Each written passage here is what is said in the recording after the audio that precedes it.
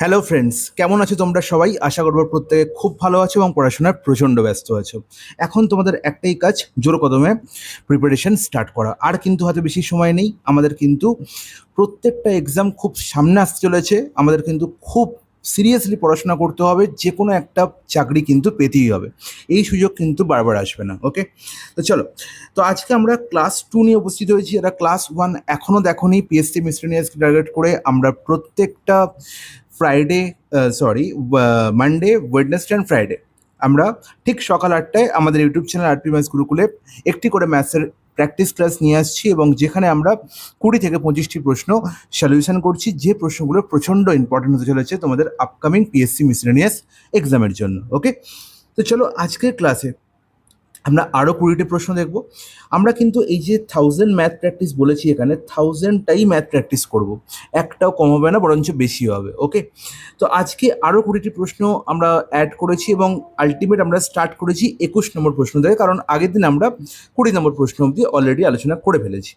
ওকে, তো দেখো আমরা সেট 2তে আমরা 21 থেকে 40 অব্দি প্রশ্নের সলিউশন দেখবো। আর আবার বলে দিই, তোমরা এই প্রশ্নগুলো আমাদের টেলিগ্রাম চ্যানেলে অ্যাজ এ পিডিএফ দেখতে পাবে। টেলিগ্রাম চ্যানেলের নাম হচ্ছে আমাদের আরপি ম্যাথস গ্রুপ। ওকে, তোমরা সেখান থেকে ডাউনলোড করে নাও, এক্ষুনি টেলিগ্রাম চ্যানেল জয়েন করো এবং সেখান থেকে পিডিএফ ডাউনলোড করে নাও। আর এই ক্লাসের পরেই আমরা প্রত্যেক দিন এই প্রশ্নগুলোর ওপর আবার তোমাদের কুইজ দেওয়া হচ্ছে, তাই তোমরা প্র্যাকটিস করে নিতে পারো এবং সেখান থেকে দেখতে পারো যে তোমরা প্রশ্নগুলো দেখার পরে, সলিউশন দেখার পরে আবার নিজে করতে পারছো কিনা, যেটা খুব বেশি ইম্পর্টেন্ট। ওকে, চলো দেখি প্রথম প্রশ্নে কি বলা হয়েছে। দারুণ একটা প্রশ্ন, অসাধারণ কনসেপ্ট। দেখো প্রশ্নে কি বলা হয়েছে। বলা হয়েছে 3^21কে 5 দিয়ে ভাগ করলে ভাগশেষ কত হবে। ঠিক আছে, যখনই আমি দেখতে পাবো যে আমি 5 দিয়ে ভাগ করছি, 5 দিয়ে, 5 অথবা যদি 10-এর গল্প দেখি, তখন আমি শুধু ভাববো এই 3^21 আলটিমেট কি ইউনিট ডিজিট দেবে, আলটিমেট কি ইউনিট ডিজিট দেবে। যদি আমার ইউনিট ডিজিট, যদি আমার ইউনিট ডিজিট কি হয় না, লেস দ্যান 5 হয়, তাহলে কি হয়ে যাবে, সেটাই হয়ে যাবে ডাইরেক্ট কি না ভাগশেষ বা রিমাইন্ডার। আর যদি গ্রেটার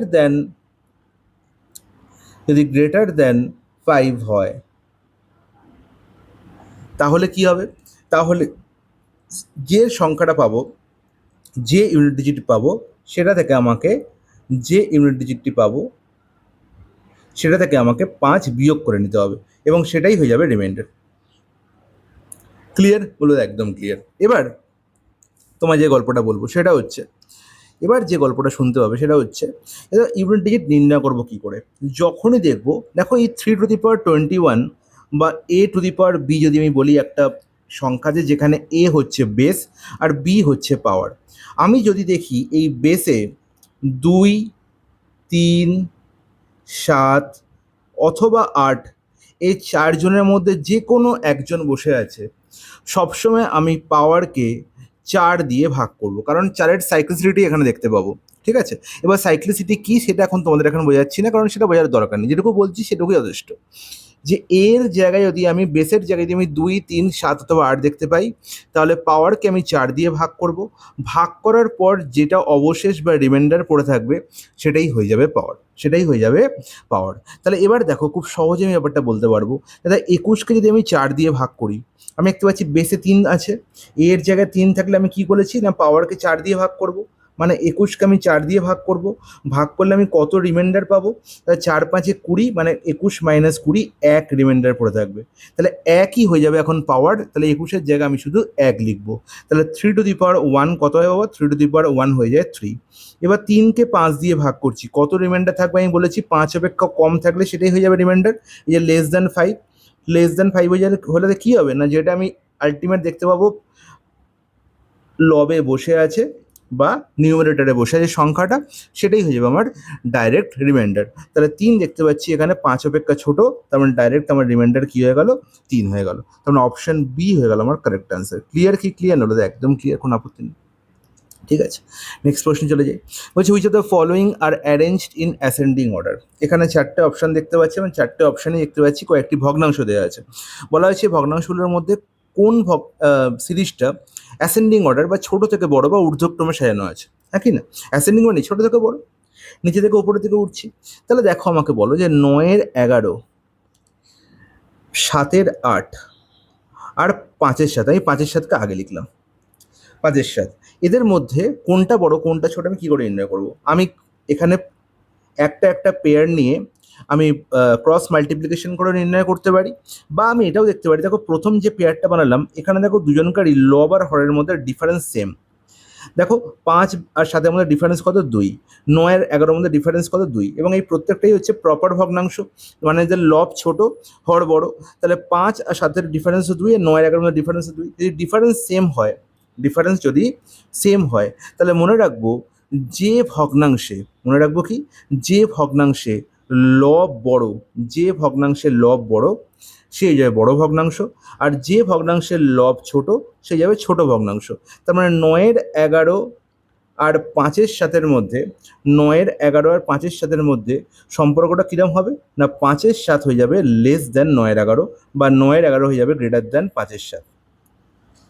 ক্লিয়ার? বলে দেয় একদম ক্লিয়ার। তার মানে আমার যখন ঊর্ধ্বক্রমে যখন ঊর্ধ্বক্রমে বা অ্যাসেন্ডিং অর্ডারে সাজাবো, সেখানে দেখতে পাবো যে 9-এর 11-র আগে 5-এর 7 বসে আছে। তাহলে দেখো 9-এর প্রথম অপশানে দেখতে পাচ্ছি 9-এর 11-র পরে 5-এর 7 বসে আছে, তার মানে এটা অ্যাসেন্ডিং অর্ডার সাজানো নেই। ঠিক আছে, নেক্সট অপশানে দেখো 9-এর 11-র আগে 5-এর 7 দেখতে হবে, তাহলে এখানে দেখতে পাচ্ছি আছে। 9-এর 11-র আগে 5-এর 7 এখানেও আছে, 9-এর 11-র আগে 5-এর 7 এখানেও আছে। তাহলে আমাকে 7-এর 8কে খুঁজে বার করতে হবে, এদের থেকে 7-এর 8 বড় না ছোট, একই না? তাহলে দেখো যেহেতু আমি দেখতে পাচ্ছি যে 9-এর 11 আর 5-এর 7-এর মধ্যে 9-এর 11 হচ্ছে বড় 5-এর 7 অপেক্ষা, তাহলে 5-এর 7 আর 7-এর 8-এর মধ্যে তুলনা করে নিই, তাহলে ব্যাপারটা ইজি হয়ে যাবে। তাহলে দেখো যদি এখানে তুলনা করে দেখতে পাই যে 5-এর 7 অপেক্ষা 7-এর 8 বড়, তাহলে 7-এর 8-এর সঙ্গে 9-এর 11-এর আমি তুলনা করব। যদি দেখতে পাই যে 5-এর 7 অপেক্ষা 7-এর 8 ছোট, তাহলে তুলনা করার কোনো দরকারই নেই। ওকে, তাহলে দেখো 8 5-এ 40 আর 7-7 হচ্ছে 49, কোনাকুনি গুণ করে দেখলাম, এখানে হচ্ছে 7-7 49 আসছে। তার মানে আলটিমেট দেখতে পাচ্ছি 7-এর 8 হচ্ছে বড়, 7-এর 8 হচ্ছে বড় 5-এর 7 অপেক্ষা। তাহলে যখনই 7-এর 8 বড় হয়ে গেল তখনই সমস্যা যে এবার 9-এর 11, 7-এর 8, 5-এর 7 অর্ডারটা এরকম লিখবো, মানে 5-এর 7 সবার থেকে ছোট, তাহলে 5-এর 7 সবার থেকে ছোট আমি দেখতে পাচ্ছি সি অপশানেও আছে, ডি অপশানেও আছে, তাহলে সমস্যা হয়ে গেল। তাহলে এবার 7-এর 8-এর সঙ্গে 9-এর 11-র সম্পর্ক আমার নির্ণয় করতে হবে। তাহলে 8 9 72 আর 7 11 হচ্ছে 77। তার মানে এখানেও দেখতে পাচ্ছি 7-এর 8 সবার থেকে বড়, তাই তো? হ্যাঁ কি না? বলো তো একদম ঠিক। তাহলে 7-এর 8 যদি সবার থেকে বড় হয়, তার মানে অপশান সি হবে কারেক্ট অ্যান্সার। হ্যাঁ কি না? বলো তো একদম ঠিক, কোনো আপত্তি নেই। তাহলে এবার দেখো, এবার যে আমি এতগুলো স্টেপ খাটলাম, এই খাটুনিটাকে রিডিউস করার জন্য আমার হাতে আর একটা গল্প আছে। গল্পটা কি খুব ভালো করে বুঝবে।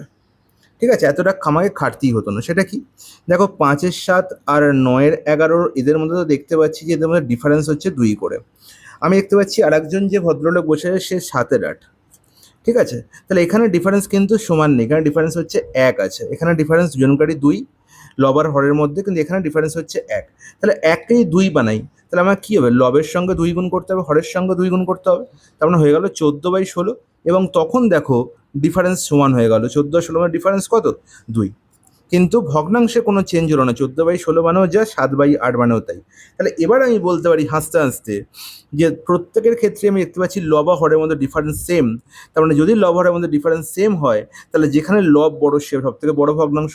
লব বড় কোথায় দেখতে পাচ্ছি? 14-16-এর মধ্যে। 14-16 এসছে কোথা থেকে? 7-এর 8 থেকে, তাহলে 7-এর 8 সব থেকে বড়, হ্যাঁ কি না? তাহলে এর পরে বড় কোনটা? 9-এর 11। আর সরি, এর পরে এর আগে কে বসে আছে, মানে এর থেকে ছোটোকে 9-এর 11, আর তার থেকেও ছোটোকে অবশ্যই 5-এর 7। তাহলে এক লাইনে গল্প শেষ, 5-এর 7, 9-এর 11, 7-এর 8, যেটা আমি অপশান সিতে দেখতে পাচ্ছি। তাহলে এটা হচ্ছে বেস্ট ওয়ে যখন আমি কি করতে পারবো না, ল বা হরের মধ্যে ডিফারেন্স সেম করতে পারবো। Okay, question number 23, the HCF and LCM of two numbers are 12 and 924 respectively in the numbers of such pair। এরকম কতগুলো পেয়ার দেখতে পাওয়া যাবে। তাহলে আমি যখনই তোমাদের বলেছি যে যখনই দেখতে পাবো যে HCF বলে দেওয়া হয়েছে আর LCM বলে দেওয়া হয়েছে 12 এবং 924, আমি কিচ্ছু করব না, আমি LCMকে HCF দিয়ে ভাগ করব এলসিএমকে এইচসিএফ দিয়ে ভাগ করব, তাহলে এলসিএম কত 924, আর 924কে যদি 12 দিয়ে ভাগ করি, তাহলে 12 দিয়ে ভাগ করলে কি পড়ে থাকে, আর এখানে হচ্ছে 7 × 12 = 84, 84 এখানে কত পড়ে থাকছে না আবার 7 পড়ে থাকছে, 7 × 12 = 84, তাহলে 77 পাচ্ছি। এবার আমার কাজ হচ্ছে যে 77কে দুটো কোপ্রাইম নাম্বারের প্রোডাক্ট হিসাবে কতবার ভাঙা যায়। দেখ 77কে আমি প্রথমবার তো দেখতে পাচ্ছি 1 × 77 লিখতে পারি, আর কি লিখতে পারি 7 × 11। এছাড়া আর কোনো কোপ্রাইম নাম্বারের গুণফল হিসাবে কি ভাঙতে পারবো? কখনোই ভাঙতে পারবো না। তার মানে এই দুটো পেয়ারই আমি দেখতে পাবো যাদের আমি এলসিএম কি পাবো 924, যাদের এইচসিএফ পাবো 12। ক্লিয়ার কি ক্লিয়ার? না একদম ক্লিয়ার, কোনো আপত্তি নেই। তাহলে অপশান সি হয়ে যাবে কারেক্ট আনসার, আমি দুটো পেয়ার পাবো। নেক্সট প্রশ্ন, question number 24, there are 75 questions in a question paper, each carrying 2 marks. খুব ভালো কথা। 1 marks is deducted for each questions answer incorrectly. তাহলে ভুল হলে আমার 1 নম্বর ক্রেডিট নেওয়া হয়। A student answering all the question got 45 marks, 45 নম্বর সে পেয়েছে। What is the number of the question correctly answered by the student. আমি ধরলাম যে 75টা কোশ্চেনের মধ্যে সে এনটা কোশ্চেন কারেক্ট করেছে, তাহলে যদি এনটা কোশ্চেন সে কারেক্ট করে, এটা হচ্ছে কারেক্ট কোশ্চেন। আর ইনকারেক্ট কোশ্চেন কতগুলো সে ভুল করেছে, রং কতগুলো করেছে না 75 মাইনাস এনটা, বলো তো একদম ক্লিয়ার, এটা হচ্ছে রং। ওকে, তাহলে আমরা জানি যে প্রত্যেক ভুল কারেক্ট প্রশ্নের প্রত্যেক কারেক্ট আনসারের জন্য 2 নম্বর করে পাওয়া যায়। তাহলে এনটা প্রশ্ন কারেক্ট করার জন্য সে কত নাম্বার পেয়েছে? 2 এনটা। এতে কোনো আপত্তি হলো? কোনো আপত্তি নেই। আর 75 মাইনাস এনটা ভুল করার জন্য কত নাম্বার কাটা গেছে না প্রত্যেকটা ভুল নাম্বারের জন্য ভুল উত্তরের জন্য 1 নাম্বার কাটা যায়। তাহলে 75 মাইনাস এন মাইনাস 1 কাটা গেছে, সরি 75 মাইনাস এন ইন্টু 1 কাটা গেছে। তাহলে ইন্টু 1 মানে তো এটাই। তাহলে আলটিমেট 2n থেকে 75 মাইনাস এন বিয়োগ করলে আমি যেটা পাবো সেটাই হচ্ছে আমার প্রাপ্ত নাম্বার, সেটা হচ্ছে 45। ক্লিয়ার কি ক্লিয়ার? না একদম ক্লিয়ার। তাহলে 2n থেকে n বিয়োগ করলে হয়ে যাবে কত? অর্থাৎ n পেয়ে যাবো। আর এখানে হচ্ছে সরি এখানে মাইনাস মাইনাসে প্লাস হয়ে যাবে, তার মানে 3n হয়ে যাবে, যোগ হয়ে যাবে। যখনই ব্র্যাকেট তুলবো এই মাইনাস একে কী করে দেবে? প্লাস করে দেবে।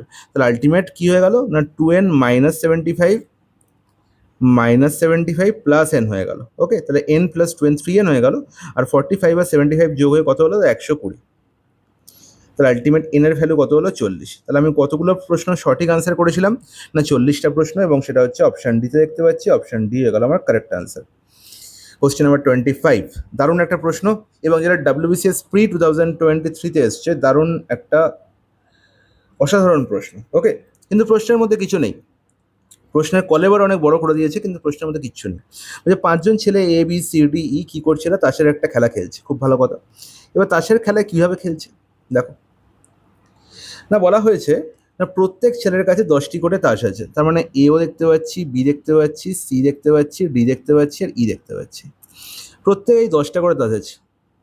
ক্লিয়ার? বলবো একদম ক্লিয়ার, কোনো আপত্তি নেই। ওকে, এবার কি দেখতে পাচ্ছি?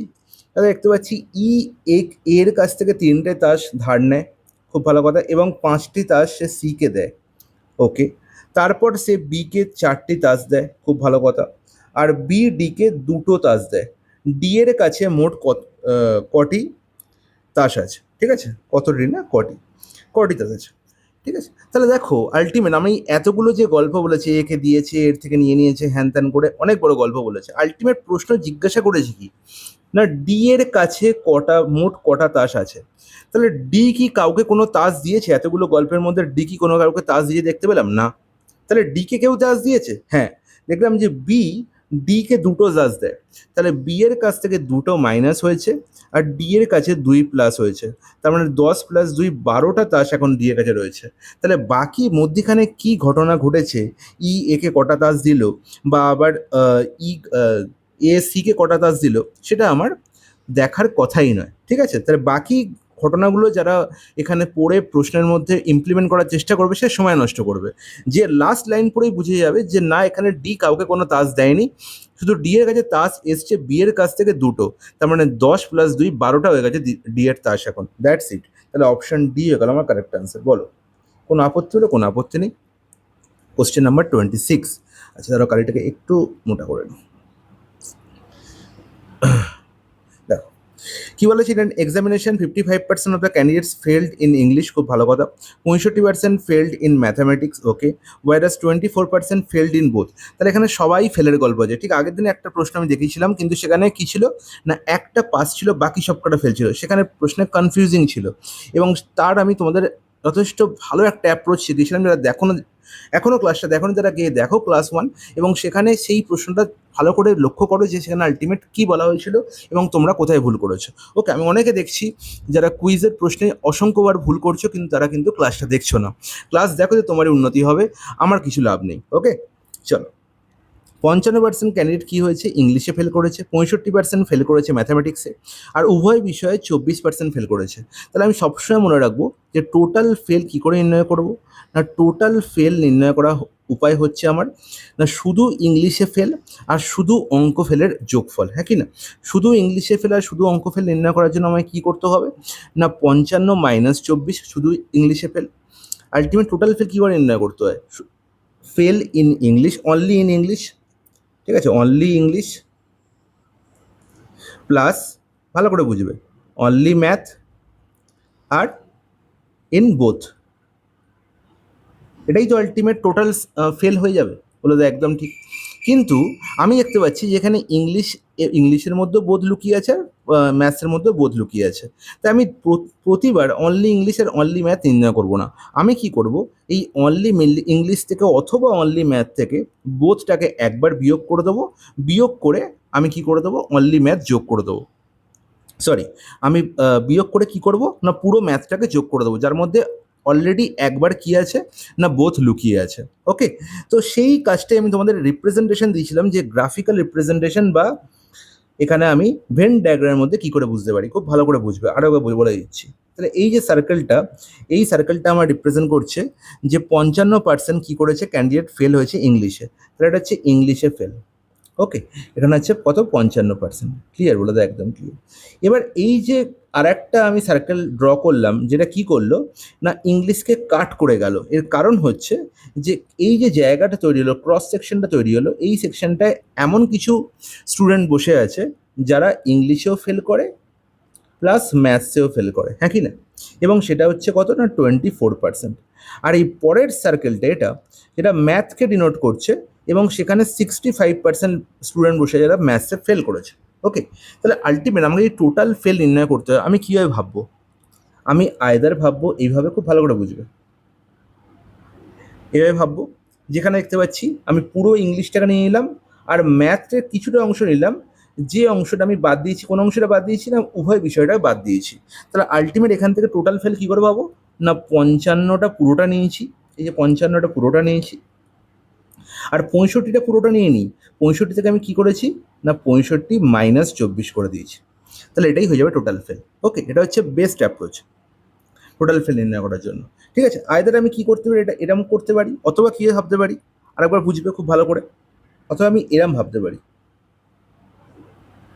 উভয় বিষয়টা আরেকবার আঁকলাম, আমি ব্যাপারটাকে এরম ভাবতে পারি, আমি এখান থেকে পুরোটা নিলাম, ম্যাথ থেকে পুরোটা নিলাম, তাহলে ম্যাথ থেকে যদি পুরোটা নিই তাহলে 65% আমি এখানে নিয়েছি, কিন্তু এখানে পুরোটা 55 নিইনি, কিছুটা বাদ দিয়েছি, কোথাটা বাদ দিয়েছি না 55 - 24, মানে যেটা উভয় বিষয় সেটা বাদ দিয়ে দিয়েছি। তাহলে আলটিমেট 55 + 65 - 24ও লিখতে পারি, অথবা লিখতে পারি যে 55 - 24 + 65। ঠিক আছে, তাহলে আলটিমেট বলো এই দুটোর মধ্যে কি কোনো চেঞ্জ আছে? এটাও যে ভ্যালুকে ডিনোট করবে, এটাও তো সেম ভ্যালু ডিনোট করবে, আলটিমেট কোনো প্রবলেম নেই, যেটা খুশি তুমি করতে পারো। আইদার তুমি 55 থেকে 24 বিয়োগ করে 65 যোগ করতে পারো, অথবা 65 থেকে 24 বিয়োগ করে 55 যোগ করতে পারো, রেজাল্ট একই। তাহলে 55 + 65 মানে হচ্ছে কত, 120, 120 থেকে 24 বিয়োগ করলে হচ্ছে 96, হ্যাঁ কি না, বলে একদম ঠিক। টোটাল ফেল 96, আমার নির্ণয় করতে হবে find the percentage of candidate passed in both subject. তাহলে পাস করেছে এই যে বাকি জায়গায় যারা বসে আছে, তাহলে 100% পুরো স্টুডেন্ট হলে 96% উভয় বিষয়ে, সরি 96% হচ্ছে টোটাল ফেল, তাহলে পাস করেছে যারা কত না 4%। ক্লিয়ার, বলে দেয় একদম ঠিক, অপশন এ হয়ে গেল কারেক্ট আনসার। এটাও WBCS প্রি 2023 থেকে নেওয়া হয়েছে, দারুণ একটা প্রশ্ন। Okay, question number 27, the age of father is twice that of elder son. দারুণ একটা প্রশ্ন, খুব ভালো করে বুঝবে। এজের এই কনসেপ্ট আমি কদিন আগেই তোমাদের যে ভিডিওটি দিয়েছিলাম, যে ক্লাসটি দিয়েছিলাম রেলওয়ের ওপর, সেখানে খুব ভালো করে বুঝিয়েছিলাম, আরও একবার বলছি শোনো। The age of father is twice that of elder son. তাহলে এখানে দেখতে পাচ্ছি ফাদার আছে, এল্ডার সন আছে, আর ইয়ঙ্গার সন আছে। এই তো গল্প, এল্ডার সন আছে মানে ইয়ঙ্গার সন থাকবেই। ওকে, কী বলা হয়েছে না বাবার বয়স বড় ছেলের বয়সের দ্বিগুণ। তাহলে এই গল্পটা থেকে আমি কি বলতে পারি, না বড় ছেলের বয়স যদি 1 হয়, বাবার বয়স হচ্ছে 2। এতে কোনো আপত্তি হলে কোনো আপত্তি নেই। এবার আমি এটাকে এক্স আর 2x-ও ভাবতে পারি, একই না? আমি এটাকে 2x আর x-ও ভাবতে পারি। আমি রেশিও বললাম 2:1, তাহলে আমি 2x আর x-ও ভাবতে পারি, কোনো আপত্তি নেই। বলছি 10 বছর পরে বাবার বয়স ছোট ছেলের বয়সে 3 গুণ হবে। পরের কথা ভাবছি, বলছি যদি দুই ছেলের বয়সের পার্থক্য 15 বছর হয়, এখানেই হচ্ছে প্রশ্ন। তাহলে দুই ছেলের বয়সের পার্থক্য 15 বছর, তার মানে অবশ্যই মানে যে বড় ছেলে এল্ডারসন, যে বড় ছেলে যে এল্ডারসন, সে অবশ্যই 15 বছর বড় কার থেকে, ছোট ছেলে অপেক্ষা। তাহলে বড় ছেলের বয়স যদি এক্স হয়, তাহলে ছোট ছেলের বয়স নিশ্চয়ই x+15 হবে। এতে কোনো আপত্তি, বলে কোনো আপত্তি নেই, একই না? এবার আমার প্রশ্নে কি বলা হয়েছে, এবার সেকেন্ড লাইনে ফিরে এসো, যে 10 বছর পরে বাবার বয়স ছোট ছেলের বয়সে 3 গুণ হবে। তাহলে 10 বছর পরে বাবার বয়স কত, না 2x+10, একই না? এবার বলো 10 বছর পরে ছোট ছেলের বয়স কত, না x+15। সরি, এখানে x+15 করলাম কেন, ভেরি সরি। ছোট ছেলের বয়স তো 15 বছর কম হবে, তাহলে x-15 হবে, ভেরি সরি ফ্রেন্ডস।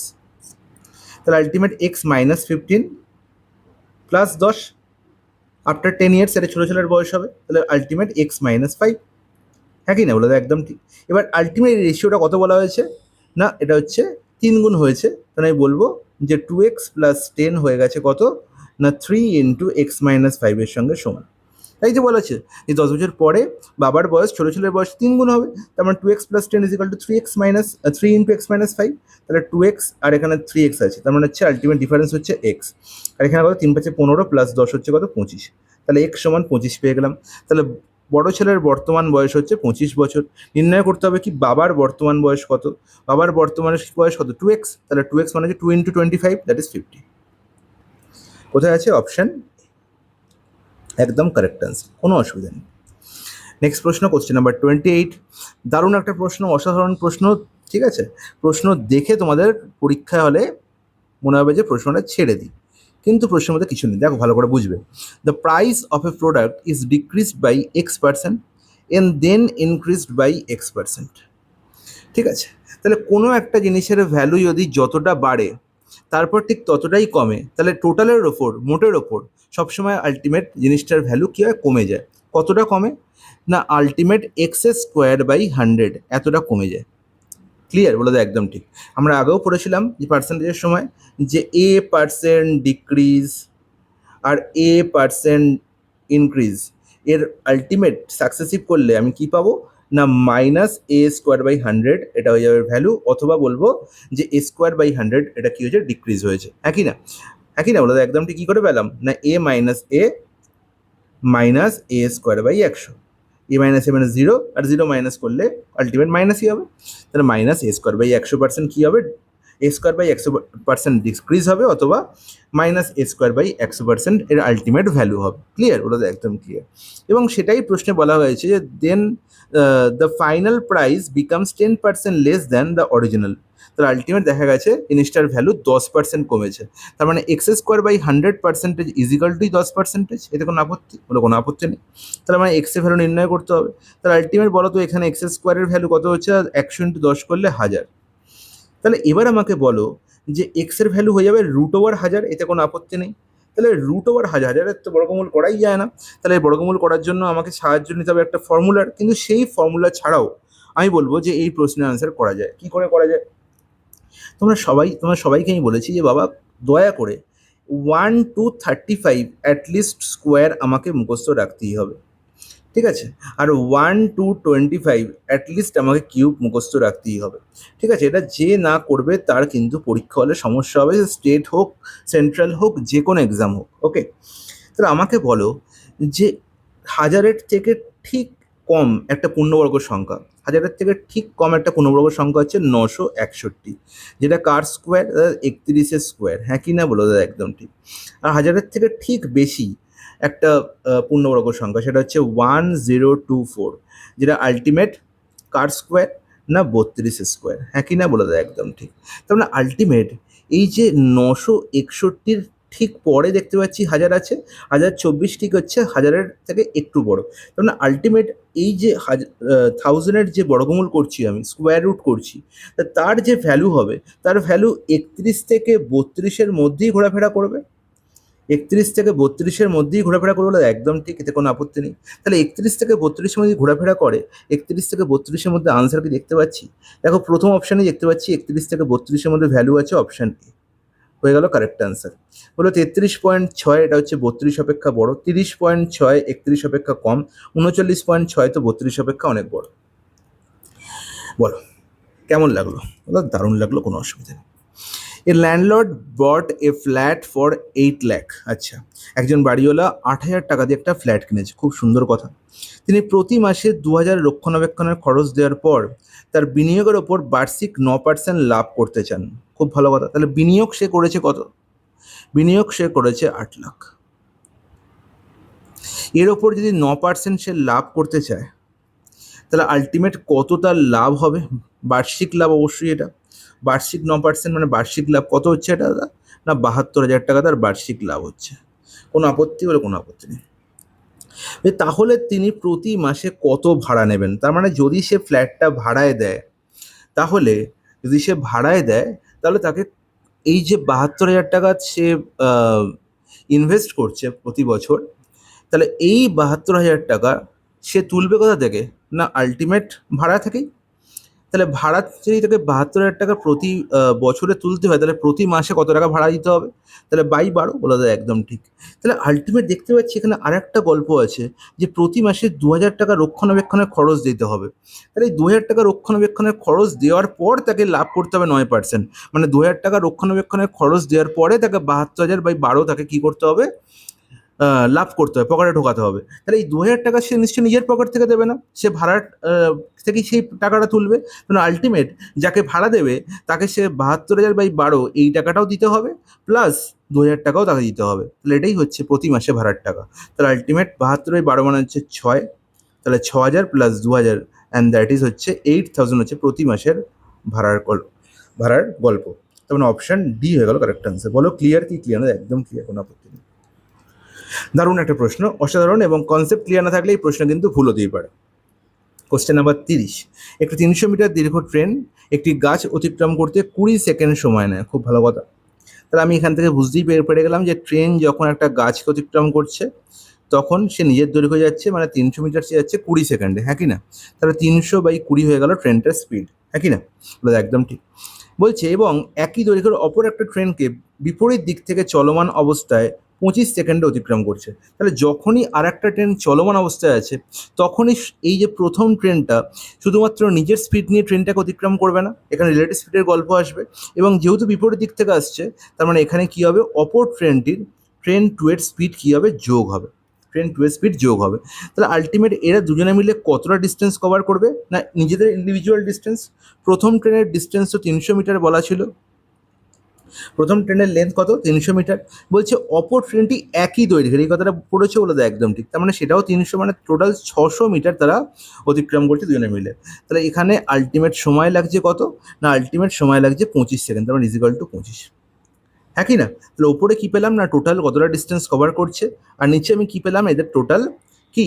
না টোটাল স্পিড, হ্যাঁ কি না? বলে দেয় একদম ঠিক। তাহলে আমাকে ট্রেন 2 এর স্পিড নির্ণয় করতে হবে। তাহলে 20 এখানে হচ্ছে 15, আর ওপরে দেখতে পাচ্ছি 600। তাহলে 600/15 প্লাস T2 ইজিক্যাল টু হচ্ছে বাবা 25। কাটাকুটি তো অবশ্যই যাবে। 25 এখানে দেখতে পাচ্ছি, 25 2 50, 25 4 100, তাহলে 24। তার মানে T2-র ভ্যালু কত হলো? না 24 মাইনাস 15, অ্যান্ড দ্যাট ইজ হচ্ছে কত? 9। তাহলে আলটিমেট T2 এর স্পিড কত? না 9 meter per second. Option D হয়ে গেল কারেক্ট অ্যান্সার। আশা করবো একদম ক্লিয়ার, কোনো অসুবিধা নেই। 31 নম্বর প্রশ্ন।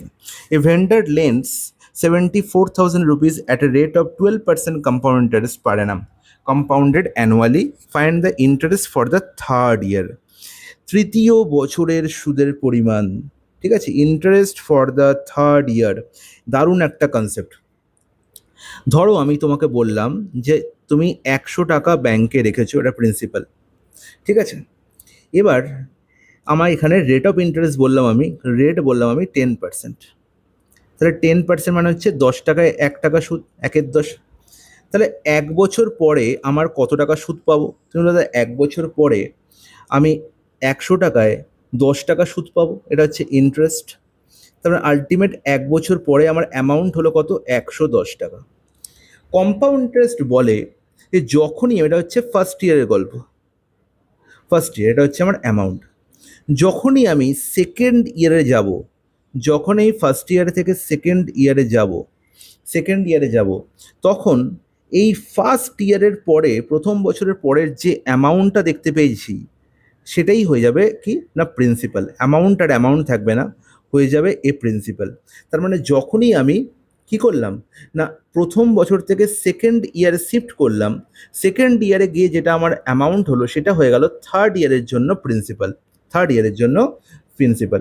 তাহলে সেকেন্ড ইয়ারে আমি যদি বলি যে কত টাকা সুদ পাবো, আমি এখানে শুধুমাত্র ফার্স্ট ইয়ারে মানে প্রথম দিন যখন টাকাটা ইনভেস্ট করলাম, সেটা প্রথম দিন, তাহলে 1 বছর কমপ্লিট হলো, মানে ফার্স্ট ইয়ারে এসে যখন সেকেন্ড ইয়ারের জন্য সুদ ক্যালকুলেট করছি, তখন ফার্স্ট ইয়ারের শেষে আমি যে অ্যামাউন্ট পেয়েছি সেটাই হয়ে যাবে সেকেন্ড ইয়ারের জন্য প্রিন্সিপাল। ক্লিয়ার? বলো তো একদম ক্লিয়ার। তাহলে সেকেন্ড ইয়ারের জন্য প্রিন্সিপাল এখানে কত? 110। ওকে, তাহলে যখন আমি সেকেন্ড ইয়ারের সুদ নির্ণয় করব, তখন আমি 110-এর ওপর 10%, মানে 1/10 করবো। বলো তো একদম ঠিক, হ্যাঁ কি না?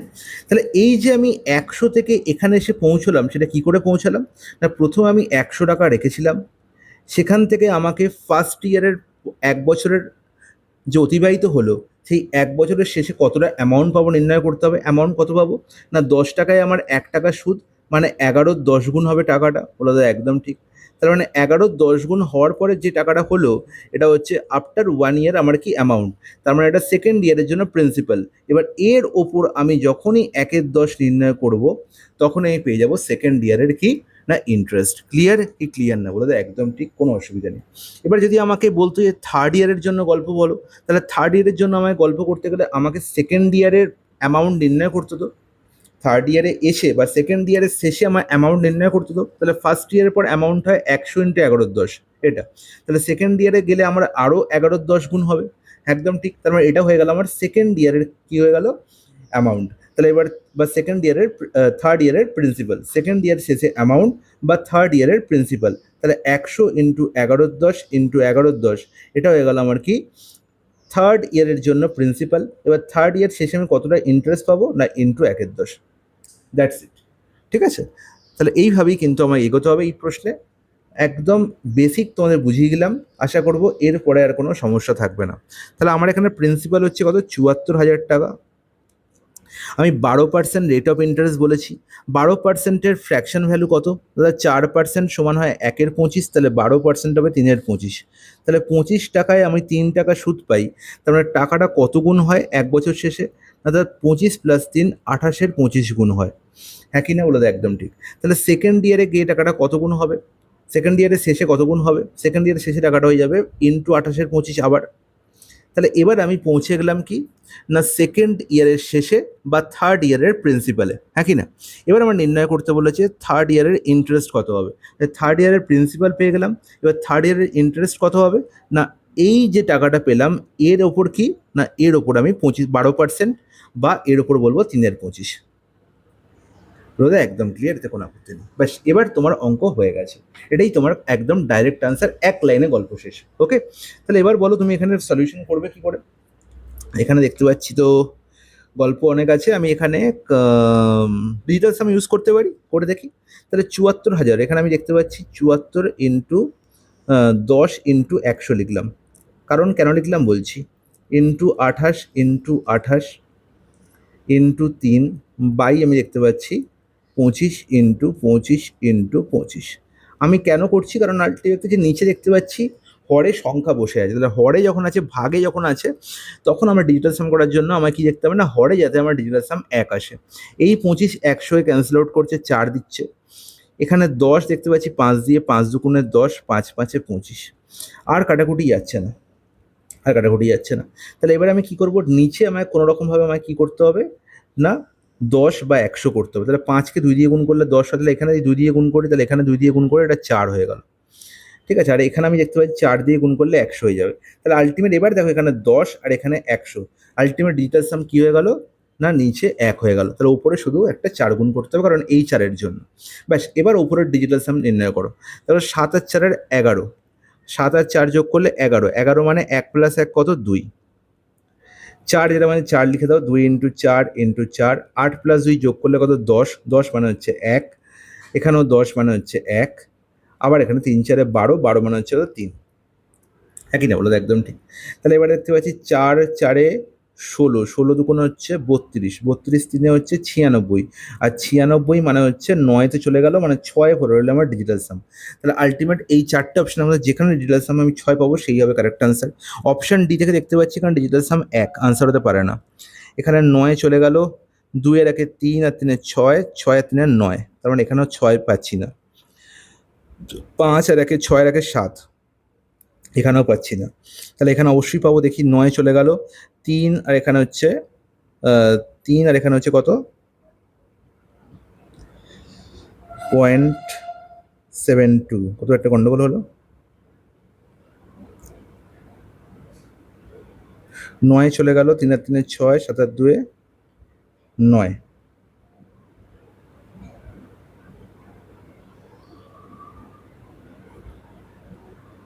আচ্ছা, এখানে একটা কাজ করতে পারি, এখানে দেখো 9 চলে গেল, ওকে, 3 আর এখানে 3 6, এখানে 9 আছে, 9 + 6 তো 15, আর 15 5 + 1 যোগ করে তো 6 হয়।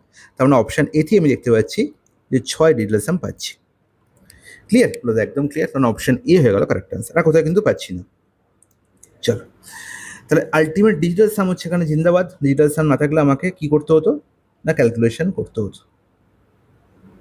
ওকে, নেক্সট প্রশ্ন, question number 32। A tedder bought 5 varieties of rice whose weights are in the ratio 2:3:4:5:6. খুব ভালো কথা। The respective prices per kg is 40, 42, 45, 48, 50. What is the average cost per kg of the mixture?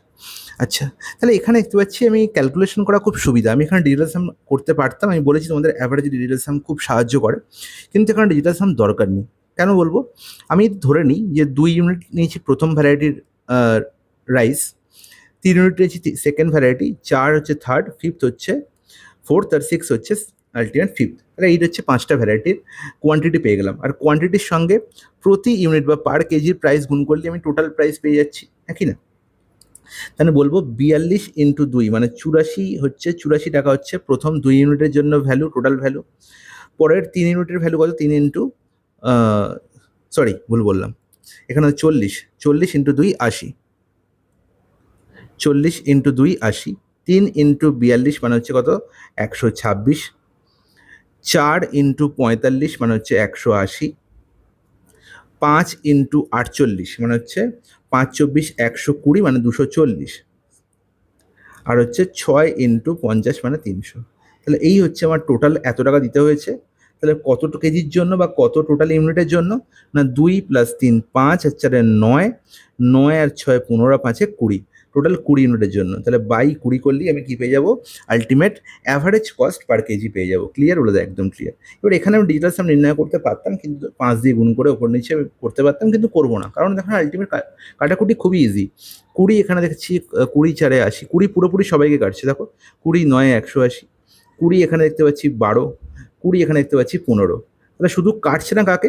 না এই 126কে। তাহলে 126/20 করলেই আমি পেয়ে যাব যে দশমিকের পরে এই সংখ্যাটা কী হবে? 3 হবে, 8 হবে, 1 হবে, না 8 হবে। ঠিক আছে, খুব ভালো করে পেয়ে যাবো। দেখো আলটিমেট 126/20, তার মানে আমি বলতে পারি 2 দিয়ে কাটলে 2 6 12, 2 3 6, এখানে হচ্ছে 10, তার মানে 63/10 মানে হচ্ছে 6.3। আর 6.3 মানে এর সঙ্গে যাই যোগ হয়ে যাক না কেন, আলটিমেট দেখতে পাচ্ছি পয়েন্টের পর একটাই সংখ্যা বসে 3, তার মানে যেটা আনসার হবে তার পরেও দেখতে পাবো পয়েন্টের পরে একটাই সংখ্যা হবে, সেটা হচ্ছে 0.3। মানে একদমই ঠিক। যোগ করে নাও, 9 আর 4 13, 13 আর 12 হচ্ছে 25, 25 আর 15 হচ্ছে 40, প্লাস 6 46, তার মানে 46.3। ক্লিয়ার কি ক্লিয়ার না? বলে একদম ক্লিয়ার, কোনো অসুবিধা নেই। Question number 33. A container has 60 liters of a mixture of acid and water in the ratio 7:3.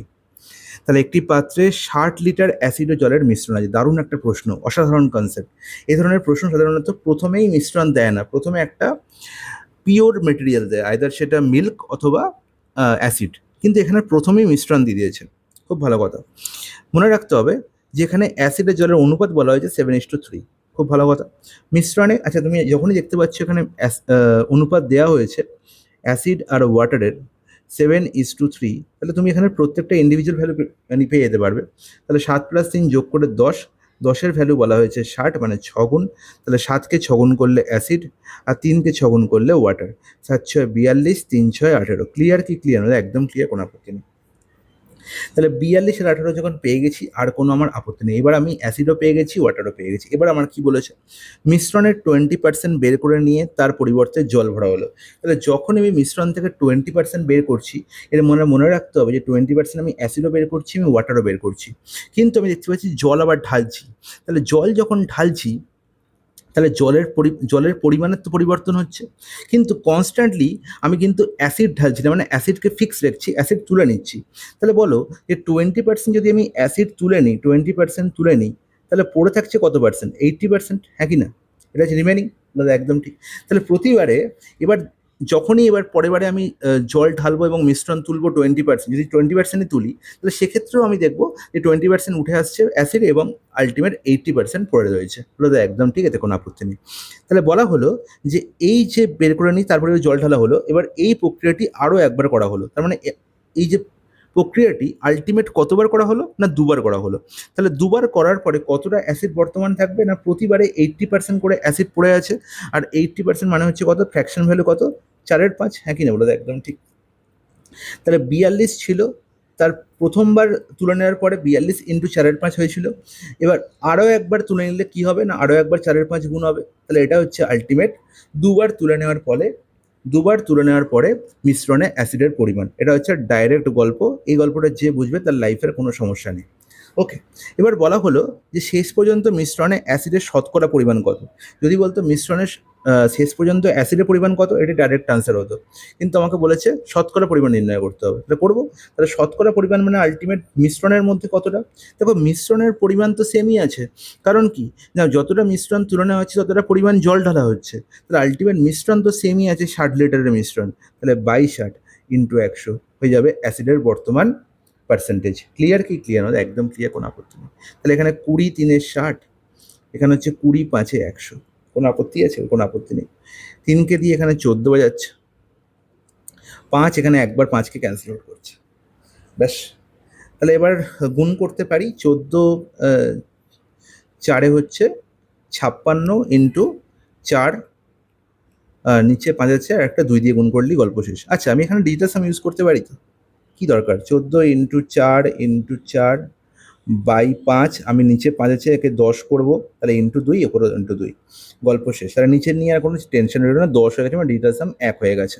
এখানে 4 + 1 5, তাহলে 5 4 20, 20 মানে হচ্ছে 2, 2 4 8, 8 2 কোণে হচ্ছে 16, 16 মানে হচ্ছে 1 + 6 7, তাহলে 7 হবে আমার ডিজিটাল সাম।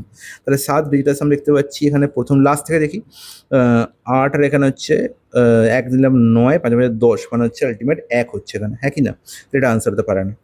7 3 10, 10 আর 5 হচ্ছে 15, মানে হচ্ছে 6, আর এখানে হচ্ছে 5 2 7 আর 1 8, আমার হতে হবে কত? 7। তাহলে হচ্ছে দেখি লাস্ট একজনই পড়ে আছে, 4 আর 4 8 আর 16, 16 মানে হচ্ছে 1 + 6 যোগ করে 7। অপশন এ হয়ে গেল কারেক্ট আনসার। বলো কেমন লাগছে? আশা করি ভালো লাগছে। তাহলে এরপরে যদি তোমাদের মনে হয় যে চ্যানেলটিকে তোমরা সাবস্ক্রাইব করবে না বা চ্যানেলটিকে শেয়ার করবে না, তাহলে আর কিছু বলার নেই। এই কোয়ালিটির প্রশ্নের আনসার, এই কোয়ালিটির প্রশ্ন তোমরা কোথাও পাবে না। ওকে, চলো। A and B can finish a certain job in 28 and 35 days respectively. They started working together. আমার প্রথম কাজ হচ্ছে যে এই লাইনটা পড়েই A and B যথাক্রমে 28 and 35 দিনে একটি কাজ সম্পূর্ণ করতে পারে। এই লাইনটা দেখেই আমার কাজ হচ্ছে কি টোটাল ওয়ার্ক নির্ণয় করে নেওয়া। কী করে? A করছে 28 দিনে, B করছে 35 দিনে। তাহলে আমরা জানি যে 28 আর 35-এর এলসিএম হচ্ছে টোটাল ওয়ার্ক। 28 35-এর এলসিএম বাচ্চারাও জানে 140, 7 4 28 আর 7 5 হচ্ছে কত? 35। তাহলে 7 একবার থাকবে, 4 5 20, মানে 7 20 140, বোঝা গেল? দাদা একদম ঠিক, এতে কোনো আপত্তি নেই। ঠিক আছে, তাহলে এবার আমরা জানি যে এর এফিসিয়েন্সি নির্ণয় করবো কী করে। এ 28 দিনে 140 ইউনিট কাজ করে, তাহলে একদিনে কতটা করে সেটাই এফিসিয়েন্সি। তাহলে 140/28 মানে হচ্ছে 5, 140/35 মানে 4, বিয়ের এফিসিয়েন্সিও পেয়ে গেলাম। খুব সুন্দর ব্যাপার। এবার আমি চলে যাই প্রশ্নের মধ্যে। তারা একসাথে কাজ শুরু করেছিল, কিন্তু কিছুদিন পরে এজ কাজ ছেড়ে চলে যায়, জানি না কতদিন পরে। বলছে বি বাকি কাজ 17 দিনে সম্পূর্ণ করে। তাহলে বি বাকি কাজ মানে যতটা কাজ পড়ে আছে সে একা করছে। তাহলে বি একদিনে 4 ইউনিট কাজ করে। তাহলে 17 দিনে কত করবে? 17 × 4 মানে 68 ইউনিট। হ্যাঁ কি না বলো তো? একদম ঠিক। তাহলে রিমেনিং ওয়ার্ক কত পড়ে আছে? এই রিমেনিং ওয়ার্ক পড়ে আছে 140 - 68। তাহলে এই যে রিমেনিং ওয়ার্ক, এই রিমেনিং ওয়ার্কটা কারা করেছিল? না এ আর বি একসাথে। এ আর বি একসাথে। এবার এ আর বি একসাথে একদিনে কত ইউনিট কাজ করে? এ করে 5 ইউনিট, বি করে 4 ইউনিট, টোটাল হচ্ছে 9 ইউনিট কাজ হচ্ছে। হ্যাঁ কি না? তাহলে এই রিমেনিং ওয়ার্ক কতদিনে হয়েছিল? তাহলে সেই সময়টাই এ কাজ করেছিল। সেটা হচ্ছে কত?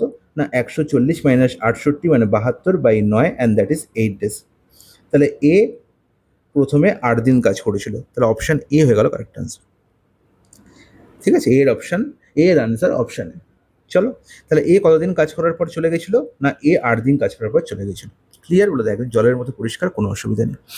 একটি কর্পোরেশন নির্বাচনে 2জন প্রার্থী প্রতিদ্বন্দ্বিতা করছেন। খুব ভালো কথা। এই সবেমাত্র আমাদের ইলেকশন হয়েছে, তো ইলেকশন এখন হচ্ছে একদম বার্নিং একটা নিউজ। তো ইলেকশনের উপর প্রশ্নও কিন্তু পরীক্ষায় আসবে। চলো দেখি কী করে ক্যালকুলেশন করা হয়। ভোটের গণনা আশা করি তোমরা অনেকেই করে থাকবে, যারা সরকারি চাকরির সঙ্গে নিযুক্ত, অলরেডি সরকারি চাকরি করছো, স্টেটের বেটার কোনো চাকরির জন্য পড়াশোনা করছো। যারা করোনি তারা দেখে নাও কীভাবে। না বলছে মোট 9735টি ভোট পড়েছিল। খুব ভালো কথা। এটা হচ্ছে টোটাল ভোট। টোটাল ভোট মানে টোটাল কাস্টেড ভোট, TCV, বাকে কাস্টেড ভোটও বলা হয়ে থাকে। 9735 এটা টোটাল কাস্টেড ভোট। ঠিক আছে, এবার বলছে যে কি এর মধ্যে 105টি ভোট হচ্ছে বাতিল ঘোষণা করা হয়েছে। তাহলে এটা হচ্ছে ইনভ্যালিড ভোট। ইনভ্যালিড ভোট সেটা কত? না 105টা। তাহলে যখনই আমি টোটাল কাস্টেড ভোট থেকে ইনভ্যালিড ভোট বাদ দেবো, পড়ে থাকবে হচ্ছে ভ্যালিড ভোট। ভ্যালিড ভোট কত? 9735 - 105, 3, এখানে হচ্ছে 9630। এবার এর ওপরই আমি দেখব যে এই 9630ই হচ্ছে আমি উইনার আর লুজারের মধ্যে ডিস্ট্রিবিউট করবো। ক্লিয়ার কি ক্লিয়ার না? ওটা একদম ক্লিয়ার।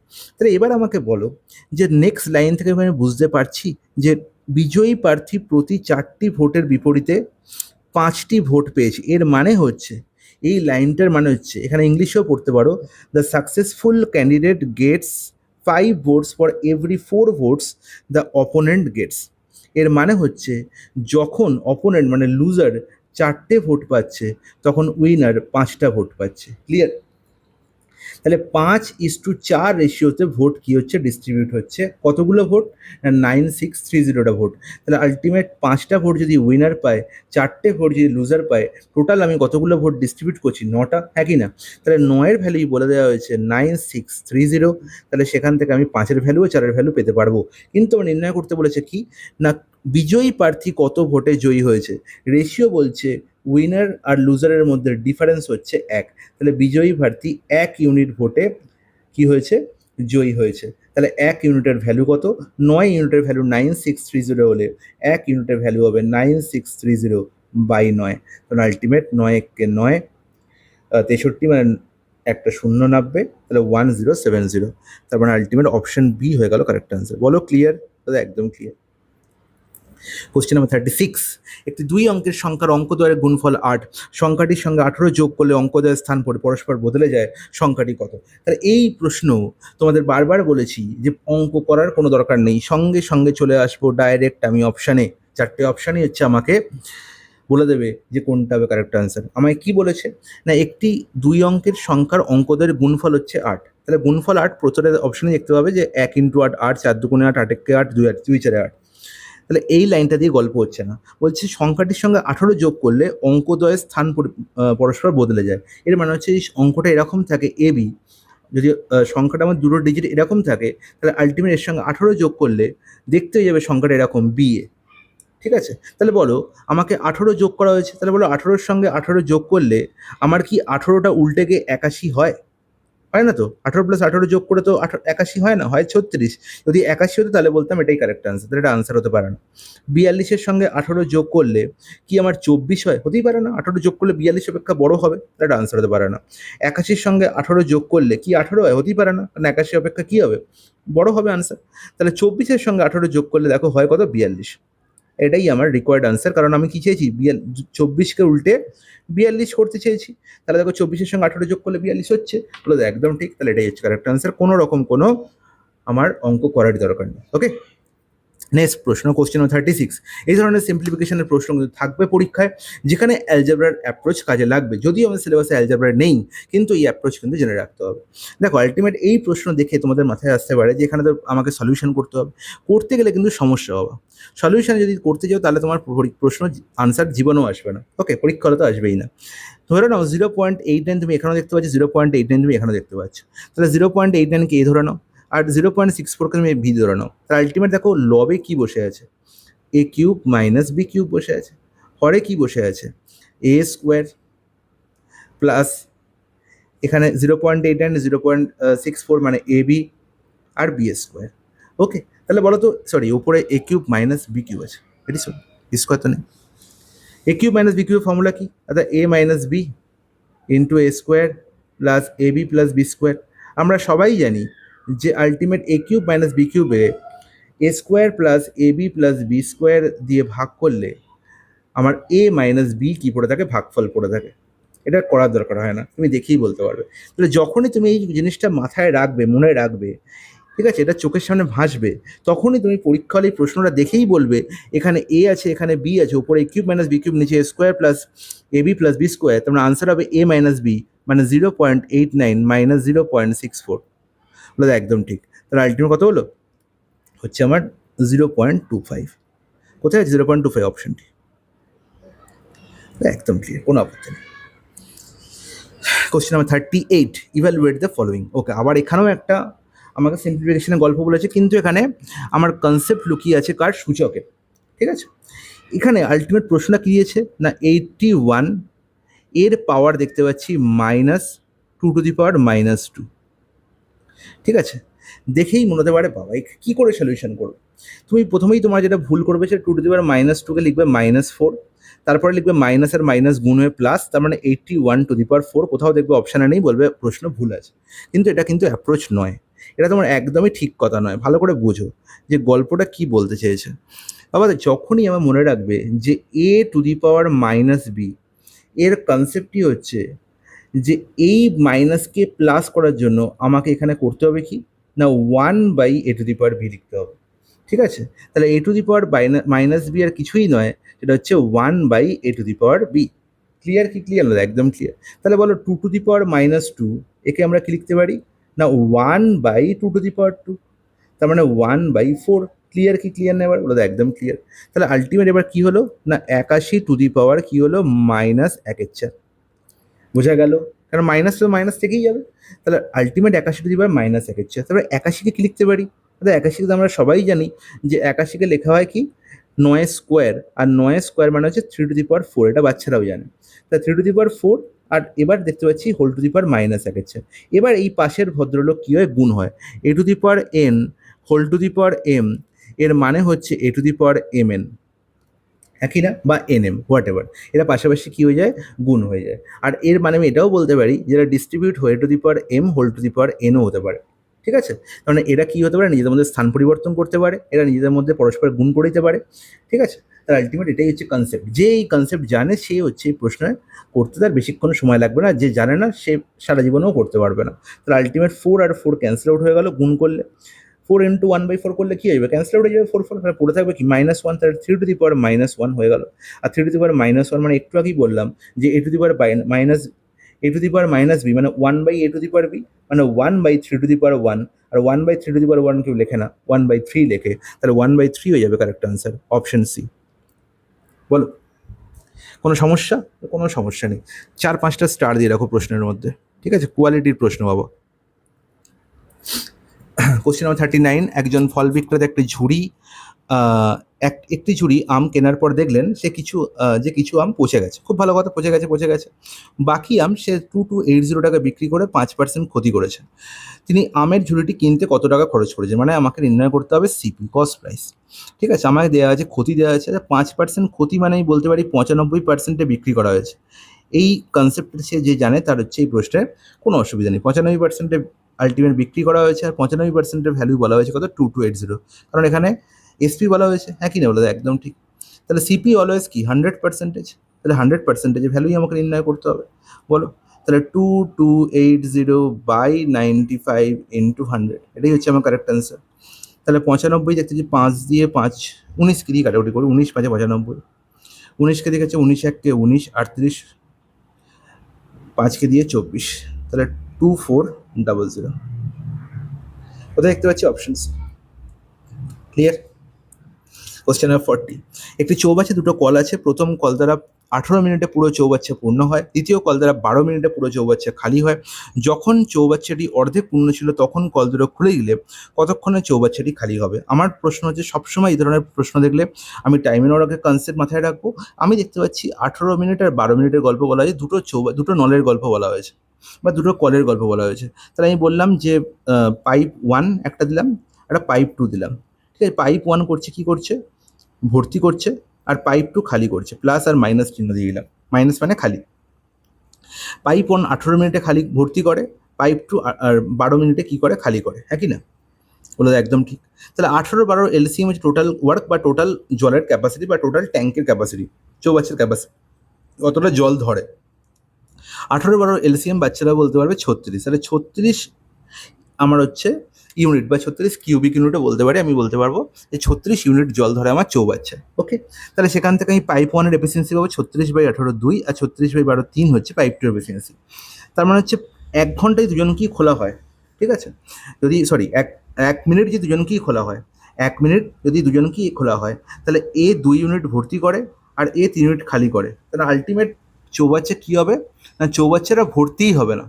যদি দুজনকে একসঙ্গে প্রথমেই চালু করা হয় তাহলে চৌবাচ্চাটা ভর্তিই হবে না, তাহলে সেখানে প্রশ্ন দাঁড়াবেই না, অঙ্ক তৈরিই হবে না। তাই জন্য কি হলো না, যখন চৌবাচ্চাটি অর্ধেক পূর্ণ ছিল তখন কল দুটো খুলে দিলে কতক্ষণে চৌবাচ্চাটি খালি হবে। তাই জন্য কি হলো না, প্রশ্নটা ঘুরিয়ে বললো যে চৌবাচ্চাটাকে অলরেডি অর্ধেক ভর্তি করা আছে। তাহলে অর্ধেক ভর্তি করা আছে মানে 36/2 18 ভর্তি আছে, তাহলে 18 আমাকে খালি করতে হবে। তাহলে 18 খালি করতে গেলে পাইপ 1 আর পাইপ 2 যদি একসঙ্গে চালিয়ে দিই, তাহলে পাইপ 1 2 ইউনিট ভর্তি করছে আর পাইপ 2 3 ইউনিট খালি করছে। কারণ ওভারঅল +2 -3 করলে আমি দেখতে পাচ্ছি -1 মানে 1 ইউনিট খালি হচ্ছে। তাহলে 1 ইউনিট খালি হতে সময় নেয় কত মিনিট দাদা? 1 মিনিট। ঠিক আছে, তাহলে 18 ইউনিট খালি হতে সময় নেবে কত মিনিট দাদা? 18 মিনিট। তাহলে এর থেকে সহজ প্রশ্ন আর হয় কি? না, একদমই হয় না। অপশান এ হয়ে গেল কারেক্ট অ্যান্সার। ঠিক আছে, আচ্ছা, তাহলে এই ছিল 40টা প্রশ্ন আমাদের বেস্ট সমাধান, আর 40টা প্রশ্ন অসাধারণ প্রশ্ন ছিল। ঠিক আছে, এরকম প্রশ্ন পরীক্ষাতেই আসবে, একদম সেম টাইপ তোমরা দেখতে পাবে। প্রথম থেকে প্রশ্নগুলো রেডি করো, যে প্রশ্নটা পারছো না সেটা নোট ডাউন করো, খাতা তৈরি করো নিজের জন্য। এই 1000টা প্রশ্ন হতে চলেছে তোমাদের জন্য একদম রামবান। ঠিক আছে, এই প্রশ্নগুলো একবারে পুরো জলের মতো করে ফেলো, নিজের মাথায় একদম ঢুকিয়ে নাও। পরীক্ষা হলে দেখা হবেই এই প্রশ্নগুলোর সঙ্গে। ওকে, আমাদের ক্লাস শিডিউল কি না, মানডে, ওয়েডনেসডে, ফ্রাইডে ঠিক সকাল 8টায় আমাদের আরপি ম্যাথস গুরুকুল ইউটিউব চ্যানেলে। আর এই টেলিগ্রাম চ্যানেল থেকে আমরা কি পেয়ে যাব না, এর পিডিএফ এবং এই প্রশ্নগুলোর উপর কুইজ। ঠিক আছে, তোমরা প্রথম দিন থেকে এগুলো ফলো করো, ক্লাসগুলো তোমাদের অবশ্যই সাকসেস হবেই। ঠিক আছে, এর সঙ্গে জিকের জন্য আমাদের জন্য অনেক কিছু ভাবা হচ্ছে, ভাবনা চিন্তা চলছে। জিকের জন্য তোমাদের জন্য ক্লাস অথবা তোমাদের জন্য কুইজ অবশ্যই আনা হবে। ওকে, আজকের মতো এখানেই শেষ করলাম ক্লাস। নেক্সট ক্লাসে আরও দেখা হচ্ছে 20টি প্রশ্ন সলিউশন নিয়ে। চলো, টাটা।